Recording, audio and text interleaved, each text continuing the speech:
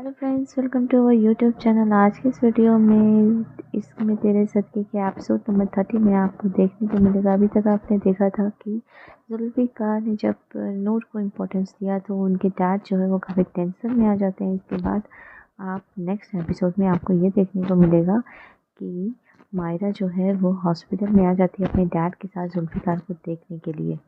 और जैसे ही मारिया को ये पता चलता है कि नूर भी इस समय इसी हॉस्पिटल में मौजूद है, ये बात सुन के वो काफ़ी शॉक हो जाती है और उसे गुस्सा भी आ जाता है। वो अपने डैड से और जुल्फ़िकार के डैड से पूछती है कि क्या नूर इस समय यहाँ पे हॉस्पिटल में है। आप लोग मेरे लिए कुछ भी नहीं कर पाए, कोई कुछ नहीं कर पाएगा मेरे लिए। और ये सारी बातें सुन के वो बोलती हैं कि आप इतनी छोटी सी एक काम दिया था मैंने, आप वो भी नहीं कर पाए। नूर यहाँ पे हॉस्पिटल में क्या कर रही है। और ये बात सब लोग चुपचाप सुनते रहते हैं और मारिया ऐसे ही अपना गुस्सा दिखाती रहती हैं। वहाँ पे जुल्फ़िकार की बहन भी मौजूद होती हैं, उसके साथ साथ जुल्फ़िकार की मॉम भी प्रेजेंट होती हैं। सब लोग उसकी बातें सुनते रहते हैं और वो काफ़ी गुस्से में आ जाती हैं और कहती हैं मेरी इतनी इंसल्ट हो रही है यहाँ पे, और बहुत भला बुरा कहती हैं। और इसके बाद बोलती हैं कि आप दोनों मेरे लिए कुछ भी नहीं कर पाएंगे और नूर आज भी इस वक्त इस हॉस्पिटल में मौजूद है तो मेरा यहाँ पे क्या काम। ये बात जुल्फ़िकार की मॉम भी सुनती रहती है और इतने में जो बुके वो हाथ में ली रहती है जुल्फ़िकार के लिए मारिया लेके आई रहती है। और ये बात कह के और वो कहती है जब नूर यहाँ पर है तो फिर मेरी कौन सी ज़रूरत है यहाँ पे। और ये कह के बुक के नीचे फेंक देती है और अपने डैड से कहती है चलिए डैड यहाँ से, अब यहाँ पे मेरी कोई ज़रूरत नहीं है। और ये कह के वो वहाँ से चली जाती है।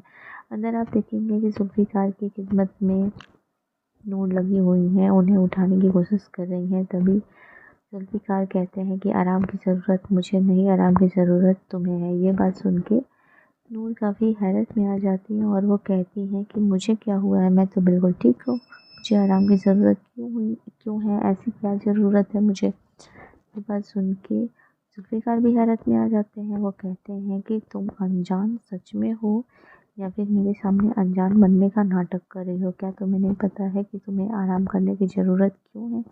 ये बात सुन के नूर काफ़ी हैरत में होती है।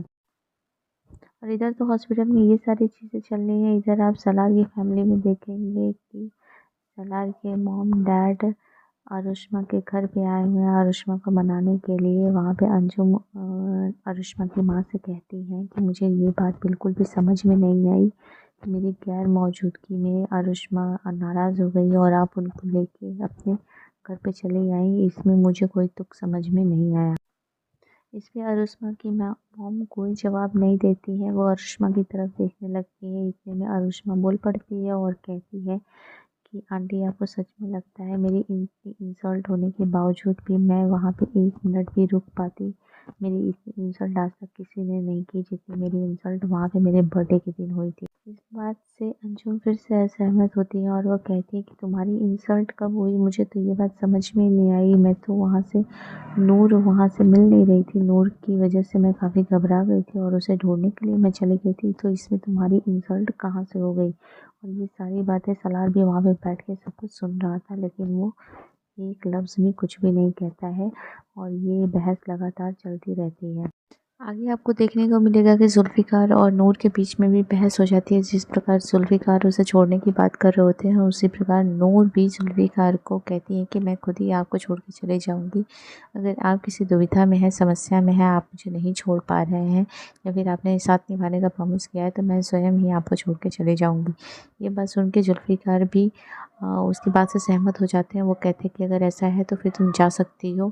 ये बात सुन के नूर का दिल काफ़ी टूट जाता है और वो इमोशनल हो जाती है। इधर आप देखेंगे जुल्फ़िकार को नूर पकड़ के अंदर लेके आ रही होती है और उनके डैड वहीं पे खड़े होते हैं। उनको ये बात बिल्कुल भी अच्छी नहीं लगती है।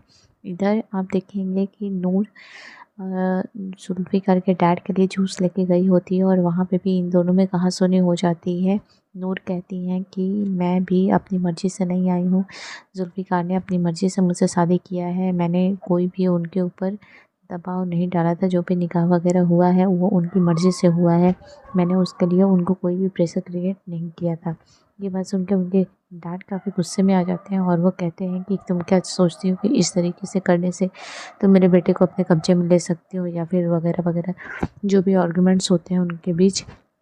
ये बात नूर को भी बिल्कुल पसंद नहीं आती है। इधर नूर की बात जुल्फ़िकार से होती रह रही है और वो काफ़ी इमोशनल भी होती हैं, क्योंकि उन दोनों को अलग होने की बात होती है। अब दोनों की अटैचमेंट हो चुकी है। इधर आप देखेंगे कि जुल्फ़िकार की जो बहन है वो नूर को काफ़ी खरे-खोटे सुनाती रहती है और वो कहती हैं कि भाई के साथ जो कुछ भी हुआ है आज, जो भी एक्सीडेंट हुआ है, उनकी जो भी हालत है उसके ज़िम्मेदार सिर्फ़ तुम हो। तुम्हारी वजह से ये दिन आज देखने को मिला है। और इधर जुल्फ़िकार का एक्सीडेंट होने की वजह से उनकी बुरी हालत होती है, वो चलने में काफ़ी असमर्थ होते हैं, जिनको सपोर्ट करने के लिए नूर भी खड़ी होती हैं। इधर इस पूरे मिला-जुला के इस एपिसोड में ज़्यादा आर्गुमेंट्स या लड़ाई झगड़े आपको देखने को मिलेंगे। इस वीडियो को डिटेल में देखने के लिए बने रहिए हमारे साथ यूट्यूब पे। अगर आप हमारे चैनल पर नए हैं तो चैनल को फटाफट से सब्सक्राइब कर दें और बेल आइकन को प्रेस कर दें, ताकि हमारे द्वारा अपलोड किए गए वीडियो की नोटिफिकेशन आप तक टाइमली पहुंचती रहे। हमारा वीडियो आपको कैसा लगा हमें कमेंट बॉक्स में कमेंट करके ज़रूर बताएं। और अगर पसंद आए तो लाइक शेयर करें। चैनल पे नए हैं तो चैनल को सब्सक्राइब करें। Thank you. मिलते हैं नेक्स्ट वीडियो में नेक्स्ट एपिसोड के साथ। तब तक के लिए thank you, take care and good bye.